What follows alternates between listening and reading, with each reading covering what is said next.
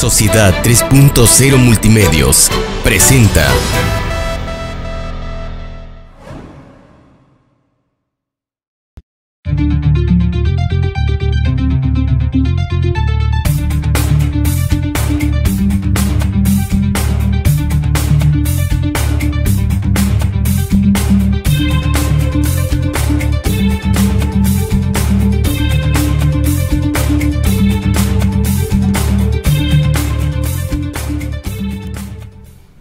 ¿Qué tal, amigos? Muy buenas tardes en este lunes 10 de junio ya, el sexto mes del año transcurriendo, en esta emisión que será la número 213, que estamos grabando en vivo, son las 12 horas con 2 minutos, estamos empezando lo más puntual posible porque ya saben que en la televisión siempre hay pequeños detallitos que luego se nos escapan.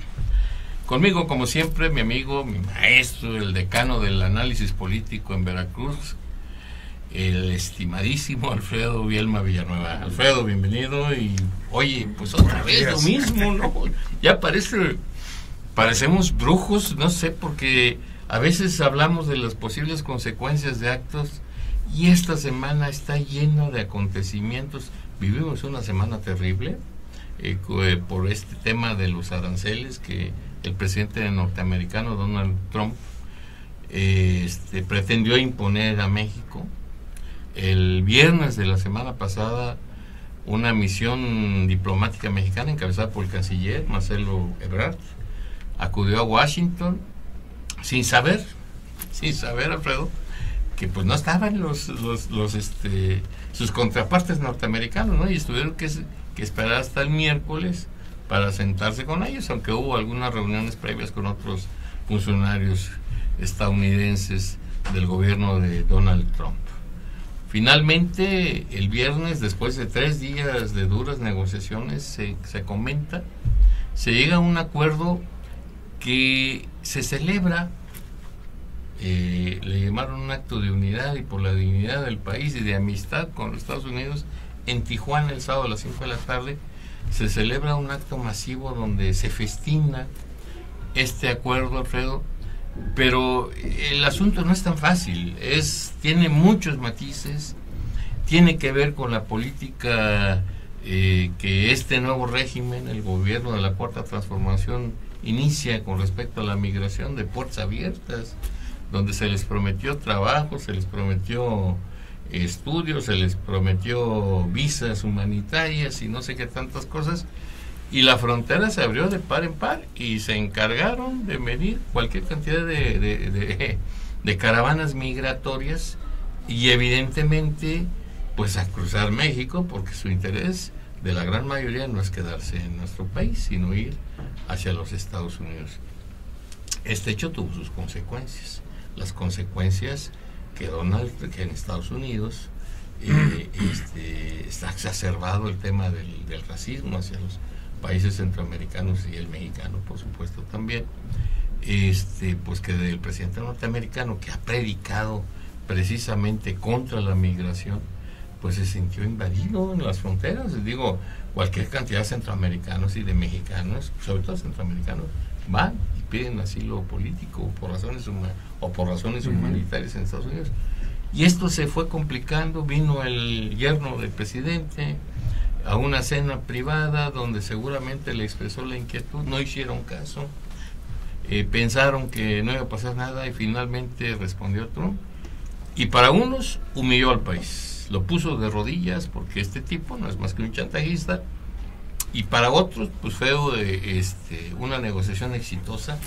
Incluso ahí algún despistado, Alfredo, a mí estas clases de adyección de verdad es que sí me encabronan. Un tipo que introdujo el nombre de Marcelo Ebrard al himno nacional, ¿no?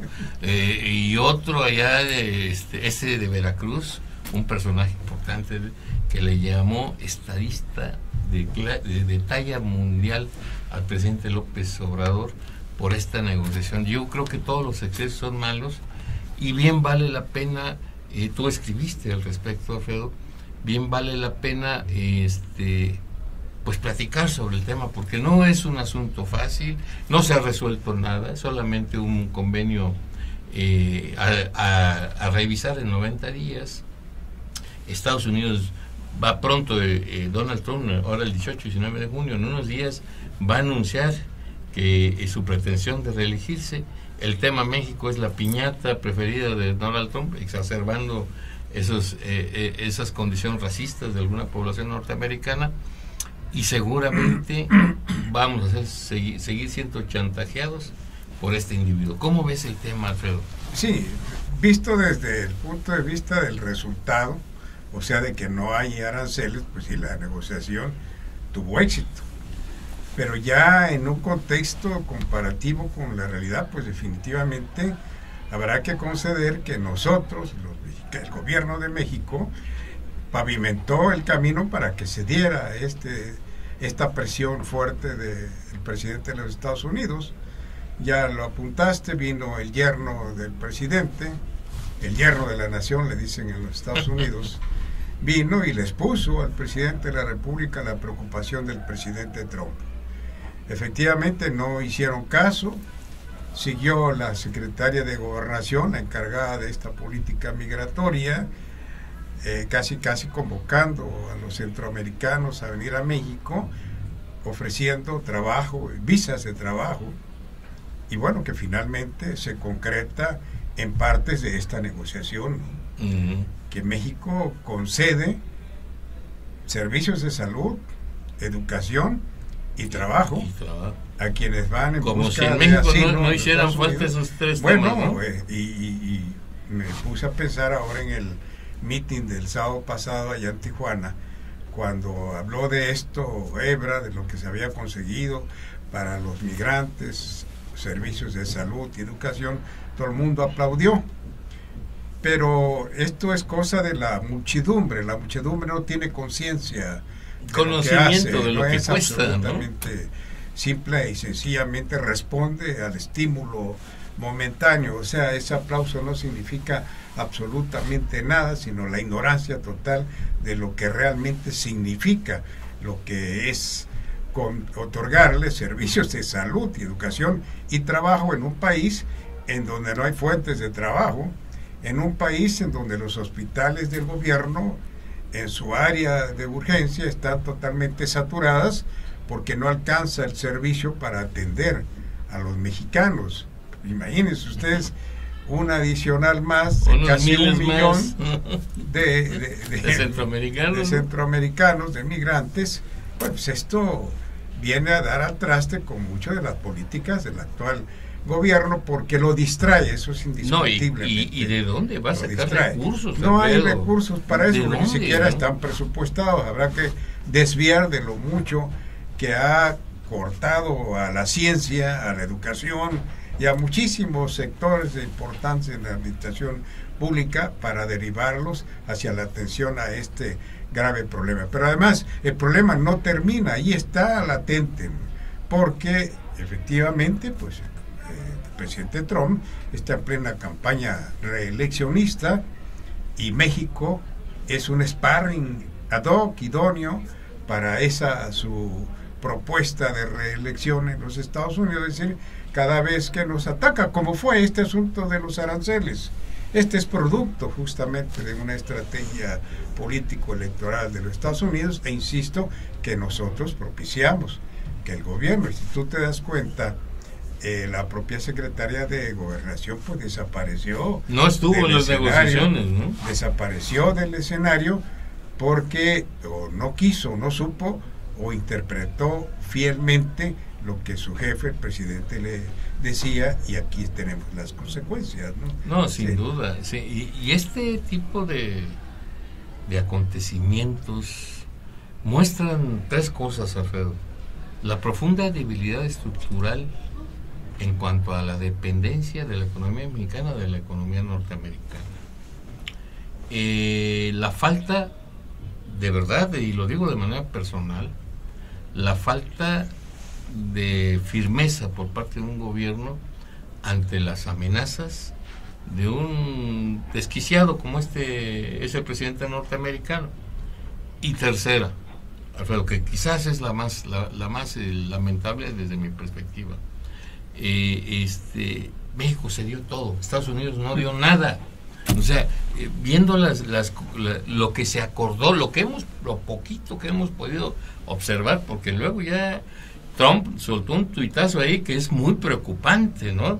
Con respecto a las compras masivas de productos agropecuarios estadounidenses. Es decir, tenemos, y por eso es la comparecencia que están solicitando de Marcelo Ebrard y del equipo, que fue para que explique en el Senado qué fue lo que comprometió México al respecto, porque lo que se sabe es muy poco, ¿no? De los puntos que va a explicar es lo que dijo esta mañana Ebrard en la conferencia mañanera del presidente López Obrador.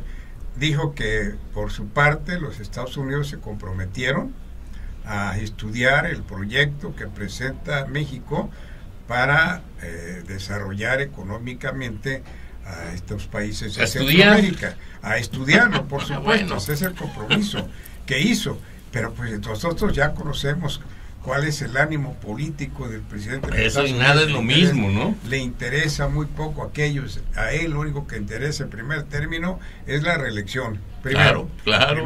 Y por supuesto, sí, los intereses de los Estados Unidos.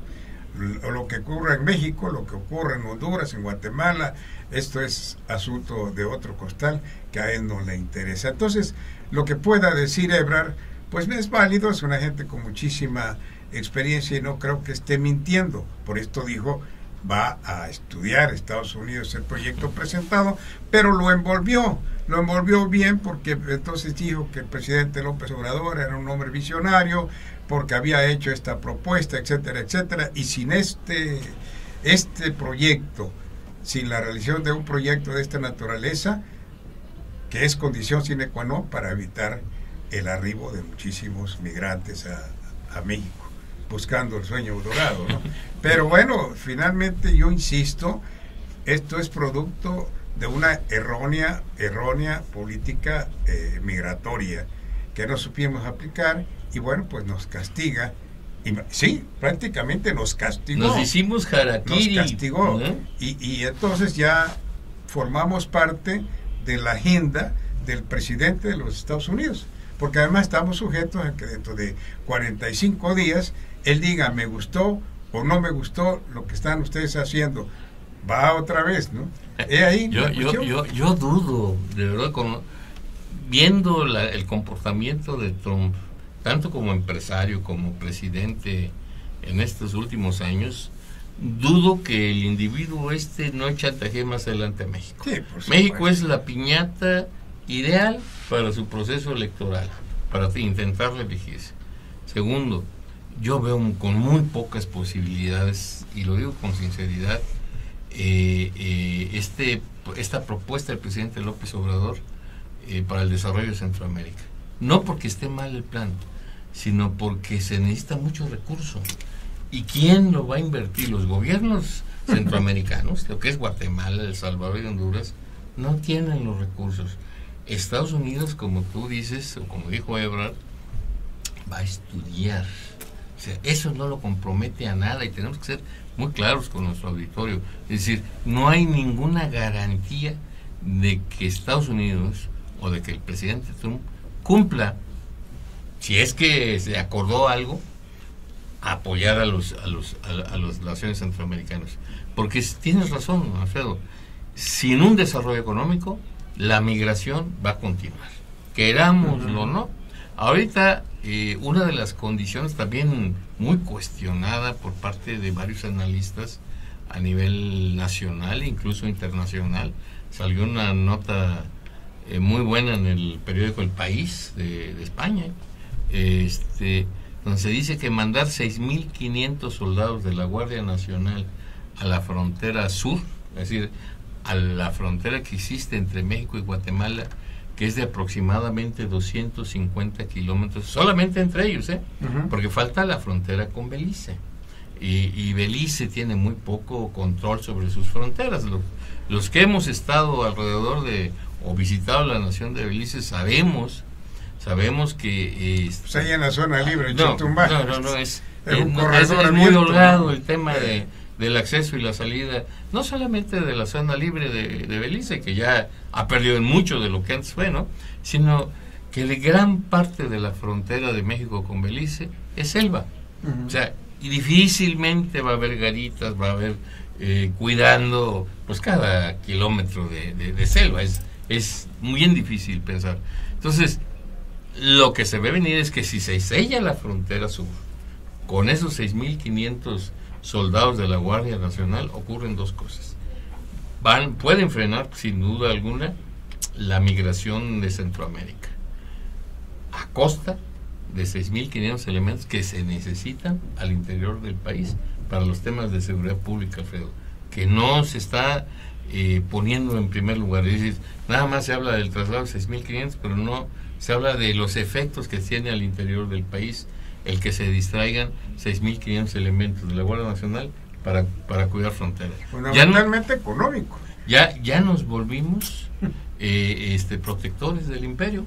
O sea, bueno, un gobierno sí, claro, progresista. La policía de los Estados Unidos en la parte sur. Sí, pero es increíble, ¿no? Bueno, pero por otro lado, lo que se ve venir es que los centroamericanos ahora van a intentar entrar por la selva. O sea, no hay vuelta de hoja. No, la única entrada a México no es Tapachula, no es Ciudad de Hidalgo, ¿no? Pues es todo lo que implica la frontera no la van mexicana. A parar, sí la van a limitar. Sí la van a limitar. Al menos ya no tendrá ese propósito original de decirles, vengan, pasen ustedes, porque ese era un paso eso es abierto, una invitación abierta, ¿no? Y esto es lo que molestó al presidente de los Estados Unidos, y creo yo que con justa razón, porque bueno, pues pasen ustedes y van a presionar al vecino del norte. Así es. Perfecto, ¿no? Pero ahora estamos pagando esas culpas, porque ¿qué vamos a hacer en la frontera? En la frontera, que es donde realmente va a sentir ese problema social que representa el hacinamiento de miles de gentes adicionales a los que ya están ahí, sobre todo sin trabajos. Así es. ¿Qué pasó con las enfermedades? Es decir, no alcanzo a imaginar cómo le van a hacer los hospitales de la frontera de México para atender a ese recurso humano adicional que se les va a acumular. Y en las escuelas, por ejemplo. ¿De dónde? Y en las escuelas. Y eso sí lo tienen clase en la frontera. Y no tienen clase, bueno, pues simplemente ahí tienes un semillero para la delincuencia y el crimen. Así es. Y esto es lo que México prohijó en estos últimos meses, ¿no? Sí, por eso se hace, para muchos analistas, se hace un exceso con este evento de Tijuana, ¿no? Porque no había nada que celebrar realmente. Nada, si acaso la posposición por 90 días del tema de los aranceles, que yo 90 días o menos, ¿no? Sí, porque Trump no tiene límite. Va a haber una primera evaluación en 45 días, sí, tú lo decías, ¿no? Sí. Y en 90 se decide si se continúa o si no hizo lo suficiente en México. Hay otro tema que también, por eso le llaman a México ahora el traspatio trasero de los Estados Unidos, ¿no? Se convierte México en un tercer país. ¿Cómo es esto? Hay muchos solicitantes de visas humanitarias o de asilo político en los Estados Unidos. Pues gracias a este convenio, ahora todos estos que ya en los hechos estaba ocurriendo, pero que ahora ya es oficial, México será el tercer país para la estancia de estos solicitantes de visas humanitarias o políticas en Estados Unidos, para que en tanto resuelve el gobierno estadounidense si se les da una visa, estén estas personas en México. Es decir, y ahí es donde tú señalabas al inicio de la conversación, Alfredo, México se comprometió a darles educación, a otorgarles servicios de salud y a generar empleos para estos inmigrantes.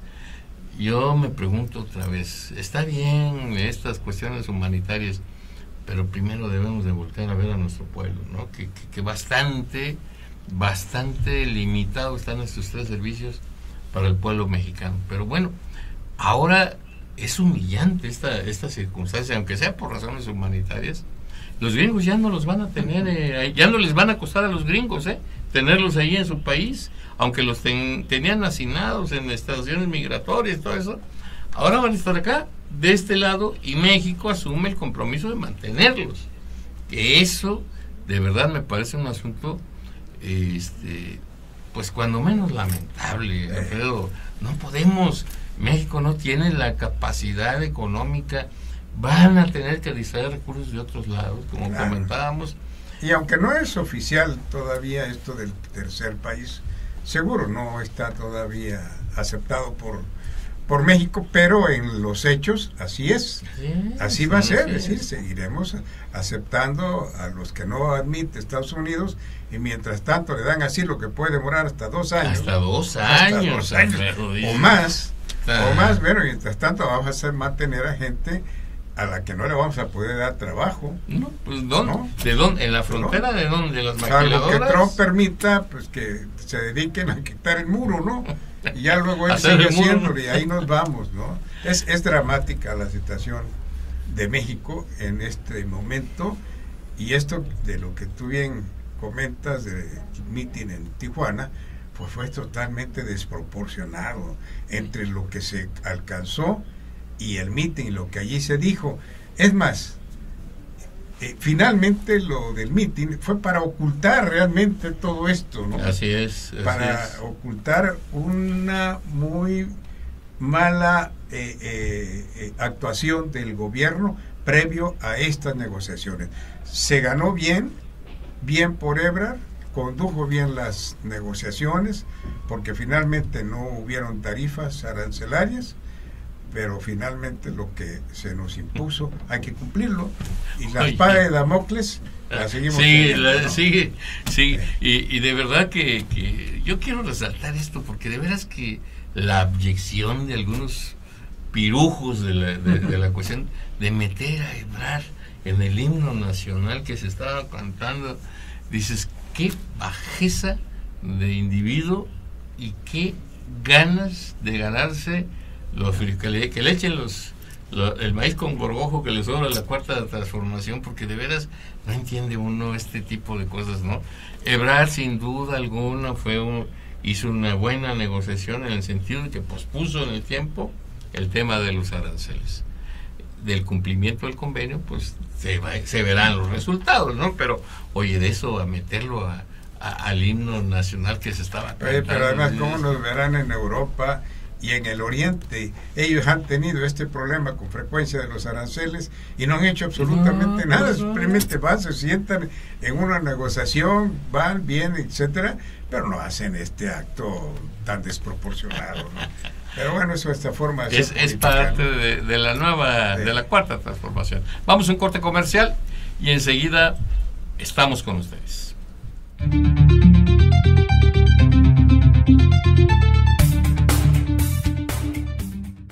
La calidad tiene nombre, Universidad IBES. ¿Por qué somos tu mejor opción? Tenemos un sistema cuatrimestral, docentes capacitados, un plan de estudios avalado por la SEP y CEP, las cuotas más competitivas del mercado. Conoce nuestra oferta educativa a través de nuestro Facebook. Encuéntranos como Universidad IBES. También en nuestra página web como www.ibes.edu.mx, o ven a nuestras instalaciones ubicadas en Azueta, número 34, Colonia Centro, en Jalapa, Veracruz. También llámanos al 8-123-456. Bienvenido a la mejor comunidad. Somos Linces, Universidad IBES. Con motivo de la fundación del Puerto de Veracruz, Sociedad 3.0 Multimedios y el Sistema Informativo de la Televisión Cubana se unen para presentar la verdadera historia de la conquista de México, llevados de la mano de Milenis Torres, Premio Nacional de Periodismo en Cuba, y Carlos Luna Escudero, conociendo cada rincón tocado por la ruta de Cortés y entrevistando a los mejores cronistas e historiadores de Cuba y México para llevar hasta su pantalla los pormenores de la conquista de la Gran Tenochtitlan. A 500 años de historia, el documental permitirá conocer todas las escenas y contrastes vividos durante esta famosa travesía y cómo la ambición fue un factor determinante para la victoria española sobre el Imperio Azteca. No se lo pueden perder. Síguenos en todas nuestras redes sociales para saber más detalles del film, que se estrenará en Jalapa y Veracruz en el mes de abril.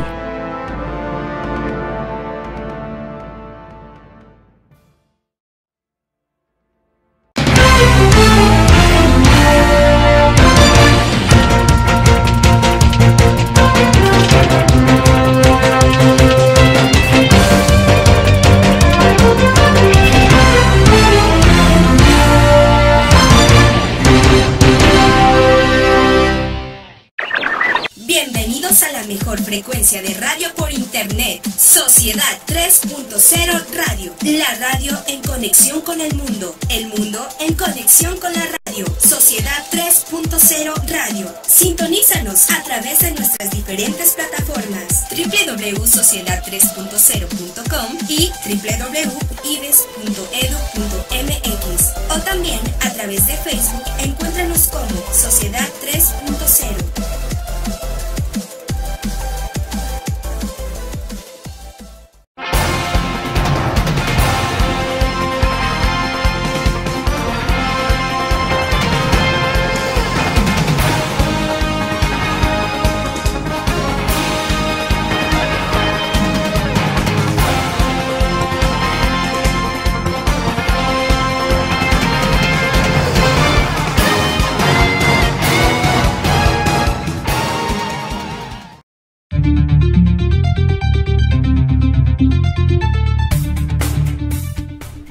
Estamos de vuelta. Oye, Alfredo, y otro tema que resaltó durante la semana fue del llamado apóstol de Jesucristo, Nazón Joaquín García, el líder de esta secta religiosa de la Luz del Mundo, creo que se llama, ¿no? Que detuvieron en Estados Unidos y que es acusado seriamente de violación, de generación de pornografía infantil, de una serie de delitos sexuales bastante severos, y que definitivamente no va a poder salir, porque si bien empezaron con una fianza de $25 millones para que pudiera enfrentar este proceso, luego le subieron a 50. Es 50 más 25. $75 millones para poder salir en libertad. Esta secta de verdad que domina muchas cosas, tiene miles de seguidores en el país, en Guadalajara, en Veracruz, en Ciudad de México, en muchos lados, pero sin duda hay que ver, han salido imágenes en la televisión, Alfredo, de esa tremenda iglesia que tienen ahí en Guadalajara, precisamente, de una colonia que se desarrolló ahí al exterior de la iglesia de la Luz del Mundo, y que aquí el vocero de esta iglesia es un personaje de verdad impresentable aquí en Veracruz, un tipejo, el más bandido que ustedes puedan imaginar. Digo, lo conozco personalmente, a mí no me pueden decir que no es cierto. Silem García, que hizo de la Comisión Municipal de Agua Potable de CEMAS un botín de guerra auténticamente. Trabajó con el alcalde Ricardo Huet, trabajó ahí desde que estuvo el anterior presidente municipal, Reinaldo Escobar, y con Américo García hizo un gran equipo, porque devastaron la Comisión Municipal de Agua Potable, y ahora este individuo, usando ese tipo de influencias, se postuló, dicen que dio una buena lana, como candidato de Movimiento Ciudadano a una diputación federal, que felizmente no se logró, Alfredo. Pero bueno, este Nazón Joaquín García enfrenta en los Estados Unidos, el fiscal californiano lo ha llamado, que le ha dicho que no puede esconderse en una secta religiosa los crímenes que ha cometido. Se lo dijo directamente en su cara, hay escenas en la televisión de eso, pero que pues es un escándalo mundial. De aquellos que se dicen apóstoles, que se dicen como seguidores de Dios, de Cristo, que usan la ignorancia de la gente, el temor de la gente, para expoliarlos, para auténticamente expoliarlos y vivir de eso. Es increíble cómo esta secta religiosa, porque no llega a ser una iglesia, aunque así se autonombren, porque lo último que predican son los valores religiosos, ¿no? Entonces, es un tema muy delicado, que sin duda va a seguir ahí en el escenario internacional, porque van a salir mucha de la podredumbre que ha habido durante largo tiempo en este tipo de secta religiosa. Alfredo, ¿cómo ves el tema? Sí, hay que reconocer que es una iglesia políticamente poderosa en México. ¿Sí? Y muy rica, tiene mucho patrimonio. Hubo un evento para celebrar los 50 años, sí. Pelafustán, se celebró en Bellas Artes un evento donde, ¿no? se hizo además, no sé si a propósito, un reconocimiento al ahora preso en Los Ángeles. Fueron varios políticos, ¿no? Martín Batres, el presidente de la Cámara de el Senadores. inefable Héctor Yunes también estuvo ahí. También, es decir, que muchos lo niegan ahora niegan, pero cuando este hombre estaba en libertad, indiscutiblemente que formaba parte de un factor político fuerte. En México poderoso. no hay acusaciones contra él. El gobernador de Guerrero está identificado con él. Alfaro. Le hizo también un homenaje allá en Acapulco.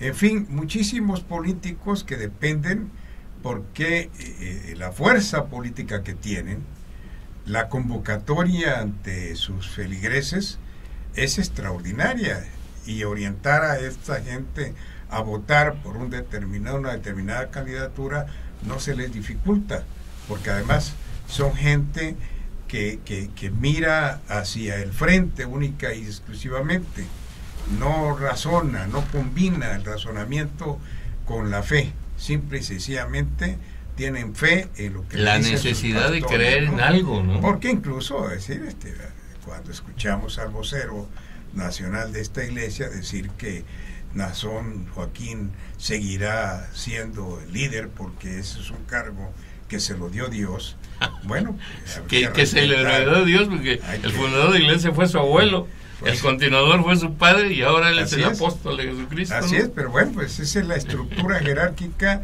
de una iglesia que ha crecido, hay que reconocerlo, en base a ese trabajo de ellos. ¿Sí? Claro, muy rentable, porque originalmente se dijo que él iba a pagar los 25 millones de dólares que le estaban imponiendo como fianza, pero quizá viendo esto y la magnitud y el número de los delitos cometidos, pues el juez dijo, son 25 más 50 más, sí, como en el póker, ¿no? Y ahí sí ya es donde se atoró todo. Vamos a ver, es decir, y como... Está en proceso, ¿no? Está en proceso, y como en política, pues somos amigos, mientras tanto nos sirvamos mutuamente, pues aquellos que se decían sus amigos ahora están desconociendo esa liga cuando lo buscaban. Como buenos Judas, ¿no? En cada proceso legislativo, electoral buscaban, si no a él directamente, sí a los pastores de esa secta, porque son un muy buen número de votos. Sí, no, eso sin es duda, ¿no? Y no nada más de los de la Cuarta Transformación, ni del PAN, ni del PRI, todos los partidos. Movimiento Ciudadano, todos ahí están metidos, ¿no? Todos, porque bueno, yo también como candidato, pues yo también los hay que sumar, ¿no? Pues hay que ganar los votos, esa es la democracia, ¿no? Sí, es la democracia. Terrible. El caso que está allí y allá es difícil que salga. Aquí quizá ya lo hubieran soltado, sí. Usted perdone, ya hubieran dado libre, pero allá sí es mucho más difícil, porque está difícil que salga. Son 75 millones de dólares, y a ver de dónde lo va a sacar, ¿no? Y además... Que no necesariamente entrega los 75 millones, pero sí... Pagas una fianza, ¿no? Así es. Que avale la cantidad. Pero ya en este proceso de juicio a este señor, ya hay declaraciones muy fuertes, muy fuertes, de mujeres, de jovencitas. Sí, está probado. Que lo están señalando directamente. Por eso es difícil, al menos desde la perspectiva de la justicia norteamericana, que vaya a salir indemne de este proceso. Como ellos no tienen ningún miramiento a este tipo de cuestiones político-electorales que sí tenemos acá en México con nuestros políticos, la clase de políticos que tenemos en el país, pues entonces es probable que si se comprueban los crímenes de los cuales se acusan, se quede un buen rato ahí adentro, y eso va a generar, por supuesto, desestabilización en la iglesia, una revolución al interior, en esta secta, y quién sabe si desaparezca, se fortalezca o surjan nuevos liderazgos, a ver quién es el nuevo apóstol de Cristo, ¿no? Bueno, van a surgir pastores, para eso no faltan, hay gente que tiene muchísimo. En una de esas hasta el Silem García se trepa al liderato. No, pues claro, y yo lo escuché en una entrevista con López Dóriga. Es un hombre de fácil expresión y convencido absolutamente de lo que quiere, de lo que hace. Entonces no sería nada raro que él fuera el heredero de Joaquín García, ¿no? No hay, es decir, es finalmente un hombre político que sabe lo que tiene entre manos y que difícilmente va a dejar que se le escape. No, imagínate ese todo lo que control vale. Muchísimos millones de pesos, muchos millones de pesos, y el control que políticamente significa la Iglesia de la Luz del Mundo, ¿no? Es algo de lo que va a sacar chispas en esa reestructura de la jerarquía eclesiástica al interior de la Luz del Mundo. Es difícil que eso quede así. Va a haber una auténtica rebatinga para ver quién se queda con la dirección de esto, ¿no? Pues es muy importante. La Luz del Mundo es una iglesia que tiene mucha jerarquía en México, pero tiene ya casi un siglo, ¿no?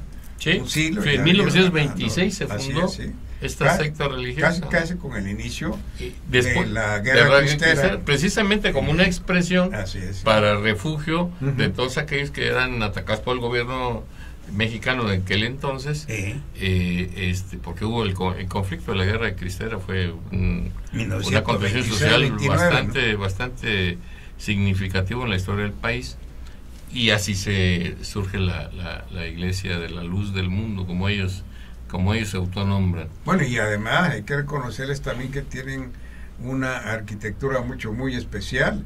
Yo he visto en comunidades indígenas en el sur, me consta, iglesias de la Luz del Mundo bien paraditas. Sí, pintadas todas de blanco y otras con mármol, ¿no? De verdad que es increíble cómo los líderes de este tipo de sectas religiosas, y no solamente de esta que se autonombra la Luz del Mundo, sino de la gran mayoría de las religiones o sectas religiosas que hay, se aprovechan de la ignorancia, porque fíjate que casualmente crecen más, Alfredo, donde hay menos gente con estudios, donde el nivel de educación es muy menor con respecto a otros lugares, ¿no? Es decir, la gente con menos estudio está más propensa a creer en todas las chaladas que este tipo de individuos le sueltan, por la necesidad psicológica de creer en algo, Alfredo, algo superior, algo que les permita tener la certeza de que hay un mundo mejor si uno sigue los lineamientos de algunas iglesias, ¿no? Cuando realmente todos sabemos que lo único que hacen estos individuos es enriquecerse precisamente de las donaciones de estas pobres gentes, porque son los que menos tienen, Alfredo. De verdad que lo que hacen es un crimen, debería ser castigado severamente este tipo de acontecimientos, porque se aprovechan de la ignorancia, expolian a la gente, porque no hay otra manera de decirlo. Yo he visto cómo algunos feligreses de diferentes iglesias llevan sus pequeñas propiedades, Alfredo. He visto cómo llevan canastas de huevos, cómo llevan gallinas, cómo llevan pollos, cómo llevan un burrito y se lo donan a la iglesia. Cabezas de res. Dices, bueno, pero esto también hay que reconocer, ¿no?, que ese es el espacio, es un vacío que dejó abierta la iglesia cristiana apostólica, la católica, romana, ¿no? Sí, por supuesto. No ha satisfecho del todo. Eso significa que no ha satisfecho de todo la iglesia católica a muchos feligreses que buscan en otra opción pues el ánimo espiritual que requieren para enfrentar los momentos difíciles de la vida, y entonces bueno, pues caen y por eso el crecimiento de esto, ¿no? Ahí hay la religión cristiana, los evangelistas y hay que reconocer también que hacen una labor evangelizadora extraordinaria. Yo los veo luego tocando a diferentes los testigos sectas, ¿no?, de Jehová tocando puertas que no ¿no? se abren nunca, pero ahí están con muchísima disciplina, sobre todo los domingos, ¿no? En todo México. Sí. Y ahí están, no importa que no les abran, ellos siguen con una conciencia extraordinariamente, de una convicción de fe, fe. Ahí nos damos cuenta de lo profundo que sienten sus respectivas creencias, ¿no? La psique que no humana, son de la Iglesia Católica, Apostólica y Romana. Sí. La psique humana es muy característica, ¿no? O sea, realmente si nos vamos a los orígenes de las religiones, Alfredo, y de los sacerdotes que se aprovechan de las creencias de la gente, tiene que ver con eso, con la necesidad así que existencial que tenemos los seres humanos ante el temor de la muerte. Queremos saber, queremos creer, necesitamos creer que existe una vida después de la muerte, porque es terrible sentirse expuesto a la nada. Esa es la verdad.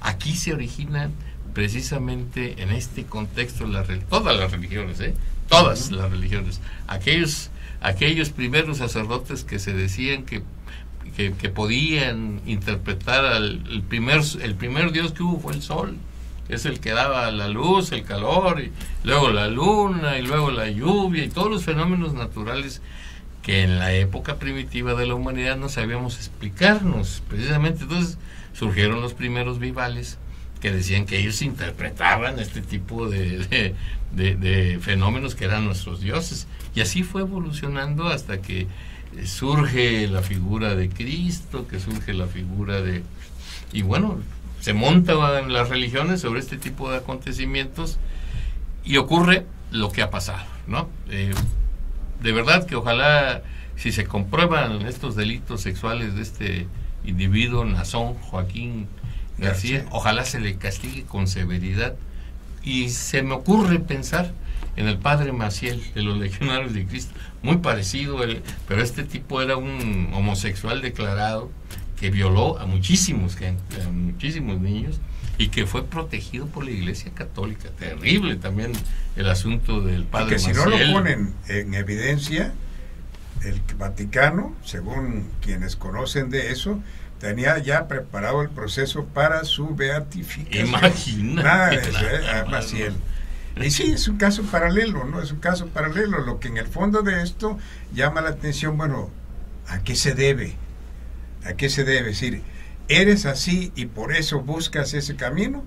¿O ese camino te convierte, no? Es decir, es un asunto, es un fenómeno exactamente humano que habría que investigar por qué se dan este tipo de asuntos en congregaciones religiosas, y no religiosas. Ahí está el caso de esta organización que a su líder lo tienen ya sujeto a proceso en Nueva York, donde está implicado el hijo de Carlos Salinas, no recuerdo cómo se llama, pero que a través de cursos de supuestamente superación enganchaban a la gente de mayores recursos. Que cada cursito de 2 semanas costaba $6,000.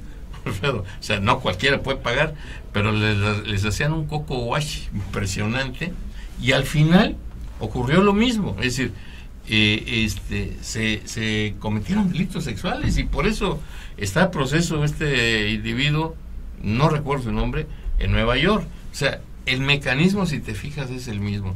La necesidad de la gente de creer que hay algo superior, en que nos podemos modificar y utilizar esos rasgos psicológicos o esas necesidades psicológicas para explotar a la gente. Bueno, ahí tendríamos que concluir en todo caso que Freud tendría razón acerca de que la libido es la que orienta la conducta del ser humano, ¿no? Pues tal desde niñito, porque además el ser humano en ese sentido es bastante prematuro. Así es. Desde que nace ya anda con esas ya anda con esas inquietudes. Sí, ya. Vamos a un corte comercial y regresamos con el asunto del ministro Medina Mora, que también es otro tema que hay que platicar sobre él. En un momento estamos con ustedes.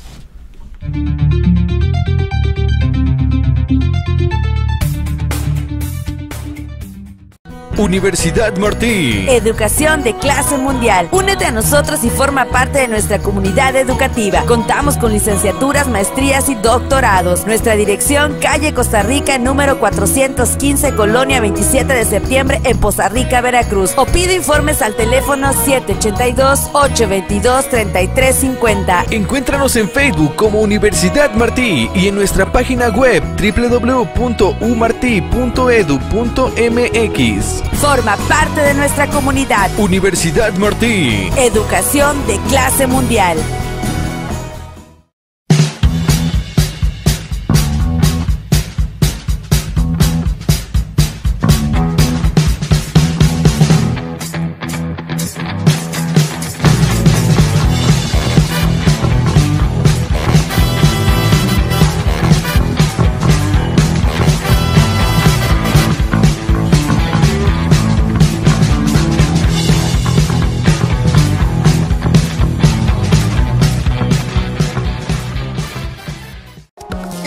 Tiene nombre, Universidad IBES. ¿Por qué somos tu mejor opción? Tenemos un sistema cuatrimestral, docentes capacitados, un plan de estudios avalado por la SEP y CEP, las cuotas más competitivas del mercado. Conoce nuestra oferta educativa a través de nuestro Facebook. Encuéntranos como Universidad IBES. También en nuestra página web como www.ibes.edu.mx o ven a nuestras instalaciones ubicadas en Azueta, número 34, Colonia Centro, en Jalapa, Veracruz. También llámanos al 8123-456. Bienvenido a la mejor comunidad. Somos Linces, Universidad IBES.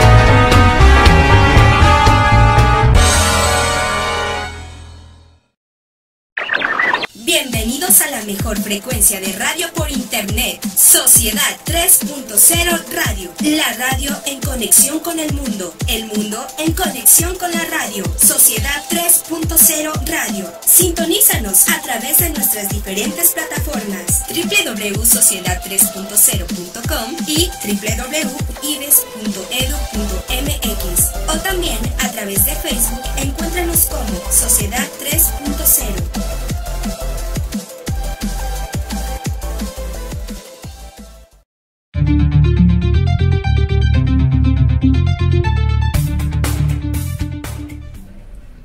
Muy bien, estimado auditorio, entramos a este último segmento de la conjura con dos temas que son de relevancia.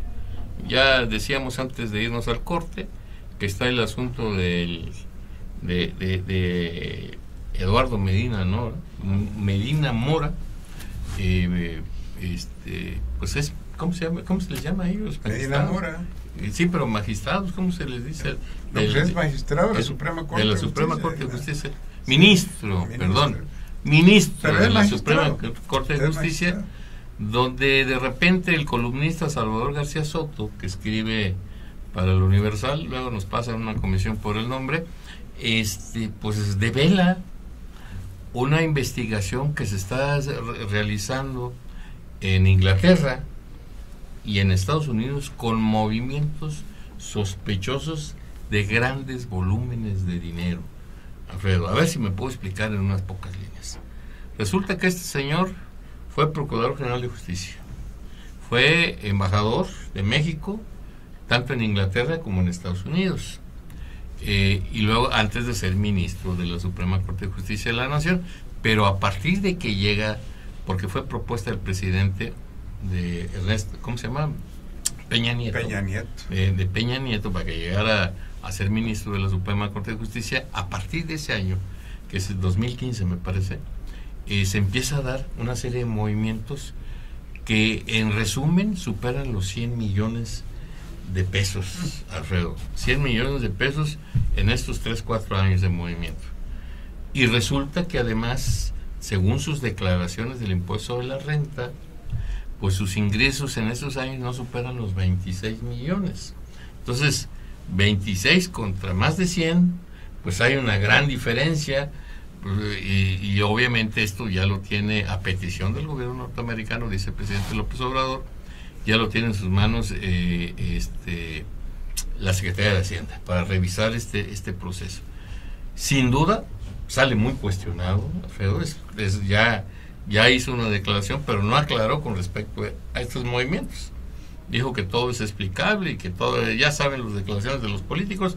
En resumen, es un severo cuestionamiento a la integridad de un ministro de la Suprema Corte de Justicia de la Nación. Un asunto terrible, grave, Alfredo. Sí, porque es magistrado del Supremo Tribunal de Justicia de México y está en gravísimo predicamento moral su situación, porque efectivamente las cuentas no le salen. Hay que considerar que él es producto, independientemente de los méritos intelectuales y culturales que pudiera tener, es producto de complicidades políticas. Él fue el responsable del CISEN, que no sabe también de muchísimos políticos. Así es. Y en base a esto, bueno, pues pudo y supo escalar todo ese currículo que tú describes, pues es muy importante, embajador.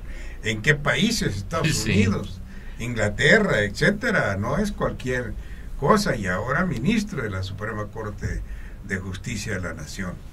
Y con estos graves señalamientos, pues son muy graves. Primero, porque no le salen las cuentas, y seguro porque es ministro. Sí.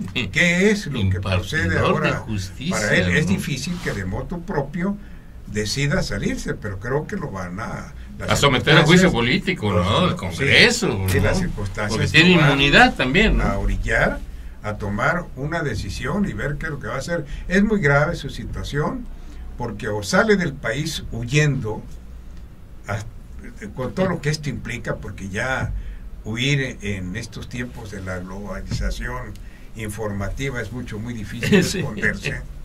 Es muy difícil. Ahí está el caso de Duarte, ¿no? Sí. O se queda a enfrentar esta situación, y como es un buen abogado, pues sabe que, bueno, pues va a enfrentar, va a exhibirse en los medios todo lo que tiene y todo lo que ha hecho, y va a salir demeritado moralmente. Pero en este país la conciencia y la memoria es muy flaca, ¿no? Es muy porosa, tiene muchísimo, su capacidad de almacenamiento es muy limitada, ¿no? En 2 o 3 años no lo llega olvida, ni a medio giga. sí, lo olvida todo, porque además la dinámica de los acontecimientos pues hace borrar, si no borrar, al menos dejar atrás lo que está sucediendo. Porque a propósito de esto, hablamos por ejemplo de Joaquín García, de La Luz del Mundo, hablamos del asunto de los aranceles, todo muy importante. Hablamos ahora de Medina Mora. Sin embargo, pareciera que estamos ya acostumbrados a convivir con la violencia, que eso lo dejamos atrás, cuando es un tema que nos está atosigando cotidianamente. ¿No? Es de la importancia primordial. Es todo México, pero particularmente en Veracruz vivimos un estado de emergencia, ¿no? Así es. De emergencia, que las autoridades hacen omisas, porque además no tienen capacidad para enfrentar. Ya lo dijo el gobernador, ¿no? Lo fue a decir al Congreso, cuando estaba este proceso de la autorización de la ley que creaba la Guardia Nacional, y precisamente ya aterrizando en el tema estatal, lo que destacó durante los últimos días fue esa declaración del secretario de Salud del gobierno en el estado, del doctor, ¿cómo se pide el doctor Ramos Alor de Coatzacoalcos, que en una conferencia de prensa en el cual citó a los medios de comunicación, a muchos de los medios de comunicación, para darles a conocer que había un programa de atención en la salud para el sector de los medios de comunicación. Pues los compañeros reporteros que en Veracruz se pintan solos para cuestionar, porque hay que señalarlo, ¿no? Hay muy buenos reporteros de nuestro estado, le cuestionan sobre este enorme lío que también se originó con una adjudicación directa a una empresa que es el delegado federal de Jalisco, ¿sí? Por cerca de 37 millones de pesos, ¿no? Entonces, pues parece que se enojó el secretario de Salud, Alfredo, y que les receta así directo y sin escalas a los medios de comunicación que ningún chile les embonaba, que tenían que entender que una expresión muy soez, por supuesto, ¿no? Y más de manera, digo, de un secretario de despacho, aunque parezca cantinero como este señor, pero pues no debe de cuidar más su lenguaje. Digo, y no es ningún desdoro decir cantinero, porque allá en su natal pueblo, Coatzacoalcos, manejaba 5 tugurios, ¿no? Que seguramente siguen siendo de él. No creo que los haya vendido, porque es un muy buen negocio ese, ¿no? Pero que les haya recetado esto, pues despertó cualquier cantidad de comentarios entre los compañeros de la prensa, muchos indignados, porque ese no es el lenguaje que se espera, ¿no? Y lo que realmente esperan los medios de comunicación, y esperamos todos los veracruzanos, son cuentas claras, Alfredo. No este tipo de expresiones de descalificación hacia los compañeros, ¿no? ¿Cómo ves? Fue en el contexto de una declaración, se lo estaba diciendo a los periodistas, porque justamente con ese acto arrancaba la semana de atención a los periodistas en el sector salud, y claro, como diciendo, caramba, les estoy haciendo un favor y todavía me están cuestionando con esto, ¿no? Coloquialmente se le escapó la expresión impropia por todos sentidos, desde luego, pero fundamentalmente lo que y quién sabe cuántos compañeros se hayan acogido a esa atención. Yo supongo que muchos, porque bueno, pues todo el mundo necesitamos de atención médica, claro, y si es gratuita, qué mejor, hay que aprovecharla, porque además, pero de todos modos, no hace el secretario de Salud un favor, porque además lo está haciendo con el recurso público, el recurso de todos. Claro. No es que él saque de su bolsa. Y entonces pues ya aprovechó para decir que él no había sopiloteado el cargo, que él dejó el confort de su escritorio, que es una gente con recursos propios que puede de se tal dice manera como vivir los sin cinco ¿no? negocitos de esos así es. de Entonces, bebidas, bueno, de bebidas espirituosas, así y es, además que, su consultorio como médico seguramente que debe tener, ¿no? Y bueno, pues está bien, pero si no puede, bueno, pues que se vaya al confort, que renuncie, ¿no? Que se vaya al confort, porque yo estoy seguro que hay muchísimos médicos con muchísimo mayor capacidad, y si no con muchísimo mayor capacidad, sí con mayor conocimiento de lo y que ganas es el sector, de hacer las cosas del claro. sector salud de Veracruz, porque además está aprendiendo a conocer lo que es el sector, y hay muchísimos que ya lo conocen y pueden partir de esa plataforma con más facilidad que él y con las relaciones que tienen. Y el doctor Ramos Salor, pues la verdad no tiene, él viene de Coatzacoalcos, estaba constreñido a aquel ambiente a su de tal municipio, manera, ¿no? Que no conoce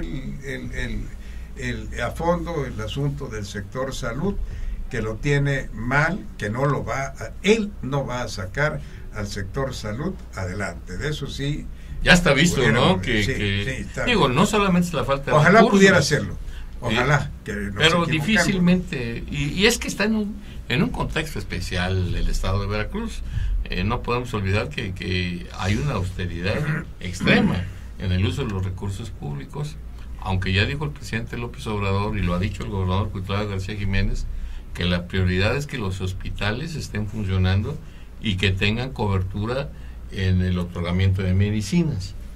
Y aquí en este contexto es que se monta el secretario de Salud, Ramos Salor, para decirles que pues había una necesidad, ¿no? Que había una necesidad que reciben el sector salud, los hospitales, sobre todo del estado de Veracruz, sin medicamentos, cuando el anterior gobierno dice que sí deja. Entonces vamos a creer que efectivamente no estaba todo el cuadro de básico de medicinas, que tuvieron que hacer una compra directa. Pero ¿por qué a él? ¿No? Aparte de todo, es una compra de 38 millones de pesos. Por ley se tenía que licitar, ¿no? Sí, pero además lo que significa traducido en medicinas no es absolutamente nada. No significa nada. Esos 38 se lo gastan en una quincena, pues, de medicinas de los hospitales. No pintan nada.